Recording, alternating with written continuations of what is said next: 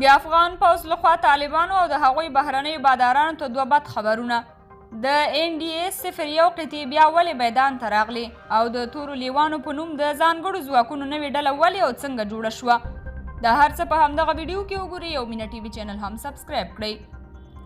رسنیو ته یوې امنیتي سرچینې ویلي چې د ملي امنیت 01 قطعه یو ځل بیا د وسلوالو طالبانو پر ضد خپل عملیات پیل کړي دي. دې سرچینې زیاته کړې چې دا عملیات په هلمند کې د لښکرګاه پر ښار د وسلوالو طالبانو تر برید وروسته پیل شوي او زیاتوي چې تر دې مهاله دې قطعې په کابل، ننګرهار، کندهار، خوست او کندوز کې متعدد عملیات چې وسلوالو طالبانو ته پکې درنه مرګ ژوبله غوښتې ترسره کړي دي. د سرچینې د معلوماتو له مخې په قطر کې د امریکا او وسلوالو طالبانو ترمنځ له هوکړې وروسته د یادې ډلې په خلاف د ملي امنیت 01 قطعې عملیات درول شوي وو، خو په خبره د وسلوالو طالبانو له لوري د وروستي تاوتریخوالي له کبله بیرته ورته د عملیاتو پیلولو امر شوی دی.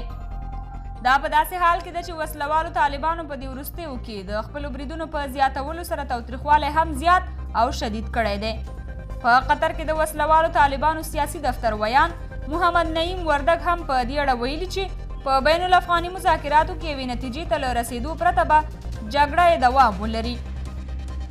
بلخوا د تورو لیوانو په نوم د افغان ځانګړو ځواکونو یوه ډله جوړه شوې چې طالبان یې له نوم څخه ویره لري. تور لیوان دا د ځوانو جنګیالیو یوه ډله ده چې د 207 ظفر قلو اردو په چوکاټ کې خدمت کوي. دا نه هم لیوه دی او نه تور. د تورو لیوانو سره د دې ډلې یوازینۍ اړیکه د دوی دښمني او د افغانستان دښمنانو لپاره ګواښ دی.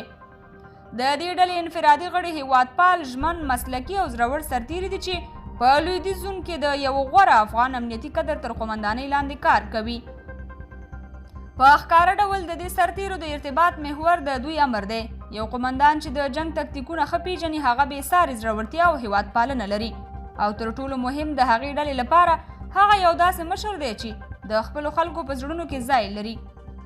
دا قومندانان د خالص انقلابونو روحیه لري او خپلو عسکرو ته په دوستانه ډول امر کوي که چیرې د انقلابي ورونو ترمنځ بیکاري د منلو وړ نه وی نو دا ژمنتیا د تورو لیوانو ترمنځ هم ده. دوی د انقلابونو په څیر دي چې د هیواد په لویدیځ کې هیڅ ترهګر ډله ورسره مقابله نشي کولی. شاید د نړۍ مشهور انقلابي ډلو او د تورو لیوانو ترمنځ خورا څرګند توپیر دا دی چې تور لیوان ګوریلا یا چټک بریدونه ترسره کوي او ډیر بریدونه کوي. په لنډ ممکن وخت کې د دې ډلې هوښیارتیا ته د ظفر لښکر حیران شوی وي. تور لیوانو بېسارې بریالیتوب د دې لامل شوی چې د ډلې قومندانان په یو کال کې 2 نظامي رتبې ترلاسه کړي. هغه واقعا د دې 2 رتبو مستحق دی ځکه چې هغه په هیڅ جګړه کې ماتې نه ده لیدلې او هر ځل یې چې د ګرمې جګړې ډګرونو کې د جګړې ډګر نیولی نه یوازې دا چې لږ تلفات یې اړولي بلکې د بلواګرو طالبانو ته سخته ماتې ورکړې ده. اوس طالبان په هره جګړه کې د تورو لیوانو نوم واوري ماتې خوري او اعتراف مني.